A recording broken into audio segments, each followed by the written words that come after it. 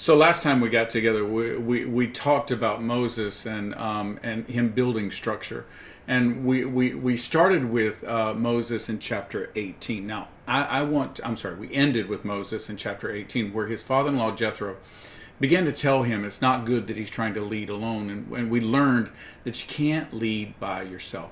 Now I want to revisit that because, quite frankly, I believe this is probably the major turning point in Moses' ability to lead the children of Israel through the desert, ultimately to the Jordan, to cross the Jordan, to say no, walk back into the desert, and keep them alive for 40 years as a nomadic nation. I don't believe Moses could have pulled that off had he not built the structure that Jethro told him to build. And so this advice in chapter 18 is huge. So I want to revisit it, and I just want to take a little deeper look at it. I want to talk about the leaders that are to come around you as the leader that God has called you to be. So again, back in chapter 18, verses 19 and 20 read this way. This is Jethro speaking. Listen now to me, and I will give you some advice, and may God be with you. Listen to Jethro's advice. You must be the people's representative before God and bring their disputes to him. Teach them his decrees and instructions and show them the way they are to live and how they are to behave. Now, I want to start by talking about the leader's place. The leader's place inside of the organization, and the statement is really varies depending on the size of the organization, but I can give you one thing that's absolutely true. Regardless of the size of the organization you're leading, the leader's primary place is to communicate vision. You must communicate a vision not just of where people are going. Remember, we talked about the fact that we've got to have some end game thinking. We've got to think about where we ultimately want to end up. Because if we don't have an end game goal, we don't even know how to move forward from where we currently are. Even if we're honest about where we are, if we don't have an end game goal, we don't know where to move to. So that vision must be communicated. A vision of a promised land, a vision of a place you're going to, a vision of a place you're trying to arrive at. Okay? So that must be there. But you must also communicate who people are to be. You must communicate to your organization what the organization is to be, not just what it is to accomplish. Look, what it is, where it's going, what it's making, why we're doing it, and who we are. You must communicate identity to your organization. If your organization is a church, you must communicate the identity of God to that church. Anything else, any other organization, you must communicate to the people that are there and let them know who they are supposed to be. Because just creating a widget, just producing a report, just doing your job, that's not enough to inspire. They need to understand God has given you a vision of who these people are to be. Communicate that. Let people know it. You said, well, but Pastor, look, they're not who I think they need to be. Well, of course they're not. You haven't shown it to them yet. Don't sweat that. They're not going to start out the way you need them to end up. If they were already there, you would not be necessary to lead them to where they need to go. Everybody all right? You need to understand that God has called you to be the one that guides them there, that leads them there. That's your place. You cannot give this away. There's a great question. I alluded to it last lesson. There's a great question that I have wrestled with, and I over and over again wrestle with, and it's this one. What can I, listen to it very carefully, what can I not do? What can I not do? And I have to be someone who can put aside things and let other people lead when they're capable of doing it. But this, communicating vision, communicating identity, communicating a godly identity and vision for the people you are leading, this is absolutely the role of the leader. Nobody else can do this. You must do this. You must communicate to people who they are. You say, well, how am I supposed to do that? They're not acting right. They're not who they need to be. Well, look, let me give you a little tool. I have always believed that self-fulfilling prophecy works both ways. Sometimes people often talk about self-fulfilling prophecy in the negative, i.e., if you call someone not smart long enough, they'll begin to believe they're stupid. If you treat your children poorly, they'll begin to believe they don't deserve to be treated well. Therefore, they will always choose people that treat them poorly. You get a self-fulfilling prophecy. I think it can work the other way. What if we told our people they are who they need to be until they believe it so deeply that when they see something that isn't what they believe they are, they change it without even asking? You see, if you can establish identity as the leader, then the people will begin to follow along with you, and they will make the changes that would be painful for you to demand. They'll demand a deeper level of commitment. They'll demand a deeper level of spirituality. They'll demand a higher degree of accountability. They'll demand a higher degree of production. They'll demand it if you convince them that's who they are. Now listen, don't lie to them and don't patronize them. But at the same time, lead them. And by leading them, I mean set identity for them. Set goals, set directions, set all of these things, set next steps, but set identity. Look, more than winning, people want to belong. And they want to belong to something that has meaning. Look, everybody can go to church. Anybody can go to any church. But if you go to a church that has a purpose, then your being there has meaning. It has a deep meaningfulness to you because the church is doing something and you see what's going on and you suddenly take on the identity of this thing, of this group, of this organization. And where did you gain it? From a leader who heard it from God and communicated it to you. The leader's place is to communicate vision. Now, we'll jump down to verses 21 to 23. Again, Jethro still speaking. But select capable men from all the people, men who fear God, trustworthy men who hate dishonest gain, people you can trust. Appoint them as officials over thousands, hundreds, fifties, and tens. Have them serve as judges for the people at all times, but have them bring every difficult case to you. The simple cases they can decide themselves. That will make your load lighter, because they will share it with you. If you do this and God so commands, you will be able to stand the strain and all these people will go home satisfied. The leader's place is to communicate vision. But the leader's authority, your authority, you must, look, if you are to do great things, if you are to accomplish beyond your own singular capacity, you must share your authority, not hoard your authority. You must give it away, not keep it to yourself. Far too many leaders want to just keep all of the authority to themselves. They're gathering all the authority up on their desk, and now everybody has to come to my desk to get an answer because I'm in charge. That's not going to get it done. That limits. You become the bottleneck through which your organization cannot grow. You restrain the organization when you do that. No. You've got to appropriately empower other leaders. If you're not willing to appropriately empower other leaders, then your capacity to lead to a great degree, your capacity to lead to a higher level, your capacity to lead to great success is going to be severely limited. You must be able to appropriately empower other leaders. As the church has grown at New Life, I noticed early on, the more there was success, the more there was growth, the more we made good choices, the more, quite honestly, the people in the board just pushed authority on my desk. They just kept pushing authority. Next thing I knew, I was in charge of everything. I was making every decision. I was given the freedom and authority to make any decision I wanted to. I quickly realized that was not healthy.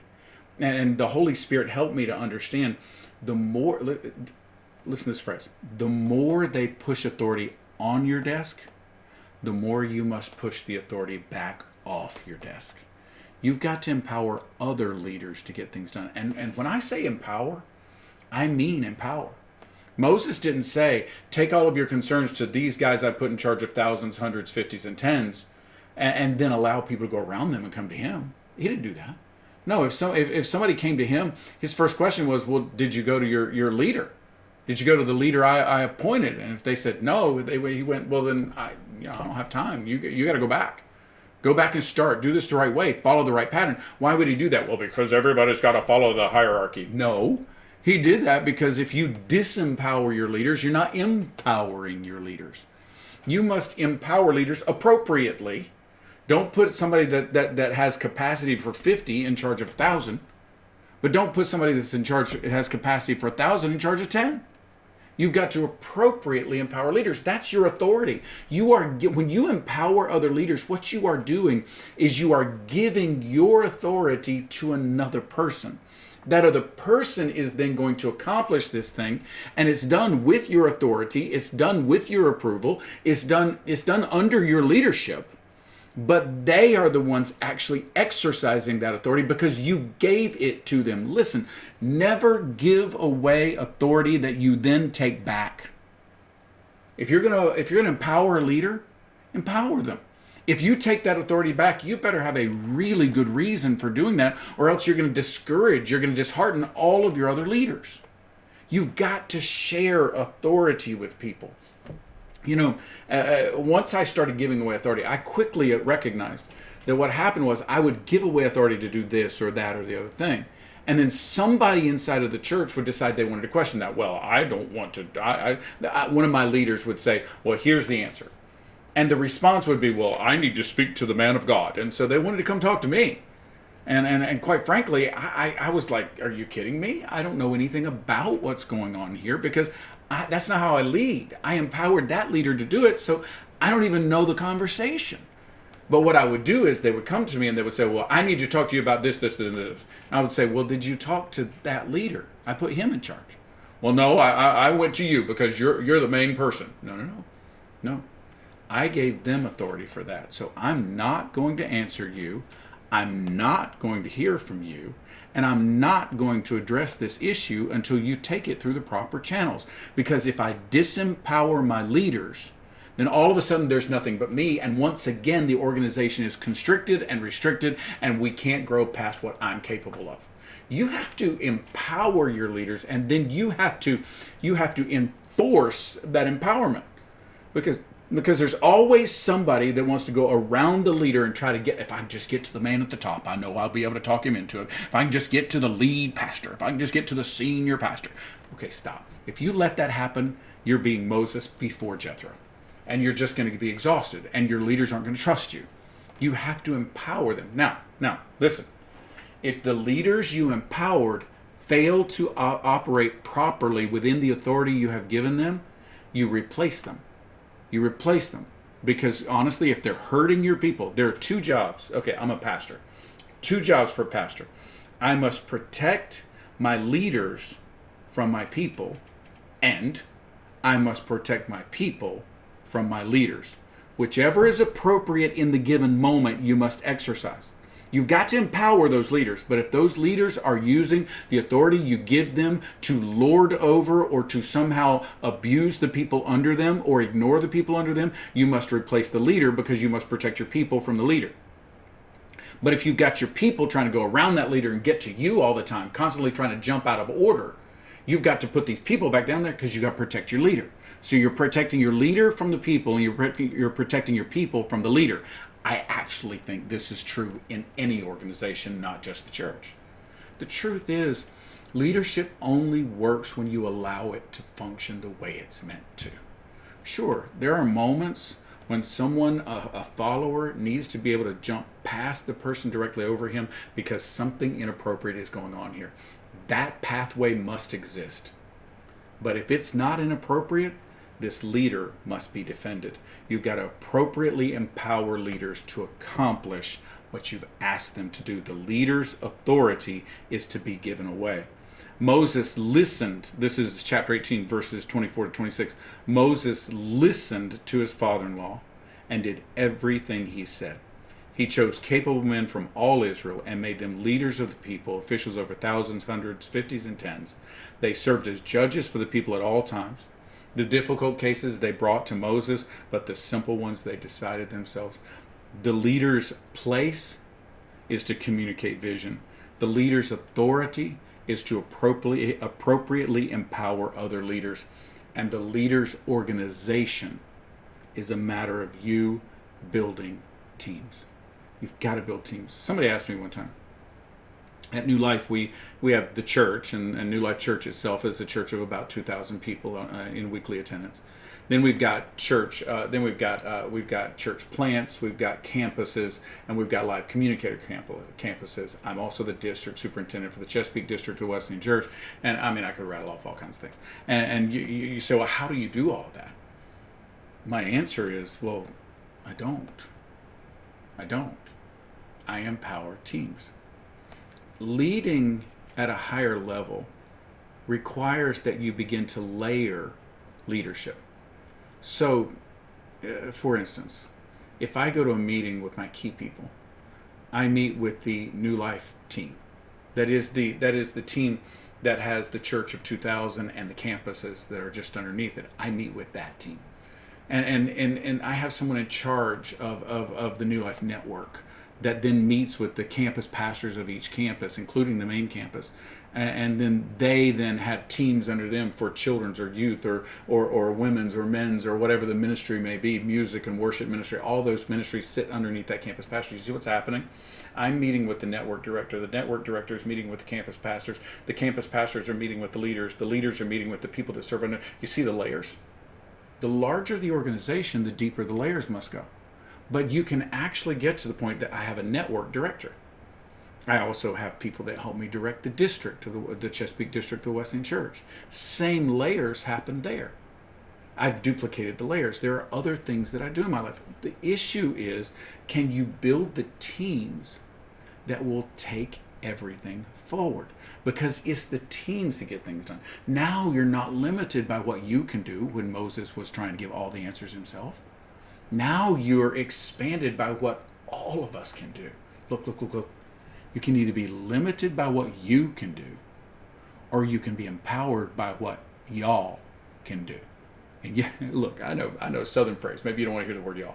But y'all can do a lot more than you. And so we've got to start building teams. You've got to layer it down. It's just got to make organizational sense. And as people see their place in the larger team, in the larger organization, they get inspired. They get inspired to overcome in their own area, to expand in their own area. Sometimes they get excited to move up in their own area. The truth is, the leader's organization is a matter of building teams, and you've got to build teams. So, again, let's go back through it. The leader's place is to communicate vision. The leader's authority is to appropriately empower other leaders. The leader's organization is to build teams. But I want to read a verse for you. Chapter 19, verse 1. On the first day of the third month after the Israelites left Egypt, on that very day, they came to the desert of Sinai. On this day they arrive. Chapter 19, verse 1, they arrive at Mount Sinai. Moses will go up on top of Mount Sinai and he will meet with God. And while he's meeting with God there, God will give him the law. God will give him the Ten Commandments. God will give him a vision for how the nation is to move forward. Watch. Let me do it this way. Watch. The leader's place, communicate vision. The leader's authority, appropriately empower other leaders. The leader's organization, you must build teams. But watch. The leader's patience. Listen to me. Chapter 19, verse 1, Mount Sinai. They arrive at Mount Sinai. Moses does not come down from Mount Sinai until chapter 31. There is a patience required of a leader that is going to do something significant for God that exceeds what you expect. Listen, excellence takes time. It takes time. I could draw all these structures for you and you'd say, wow, how did you build all that? You know how we built it? Over time. It made sense. This change made sense. That change made sense. This leader made sense. That leader made sense. This team made sense. That team made sense. And then over time, if you keep building and letting God do what God will do, then patience brings a reward of a beautiful, powerful, growing, healthy organization. You're not going to do it overnight. And people that do it overnight tend to fall away overnight as well. Instead, God's going to take the time, and He's going to teach you purity. He's going to teach you ritual. He's going to teach you love for one another. He's going to teach you all the things that you are going to need to see the organization be powerful and long-lasting. The leader has to have patience. One more time. The leader's place is communicate vision. The leader's authority is to appropriately empower other leaders. The leader's organization is to build teams. And the leader's patience is to allow the time for God to work out excellence in everything He's called us to do.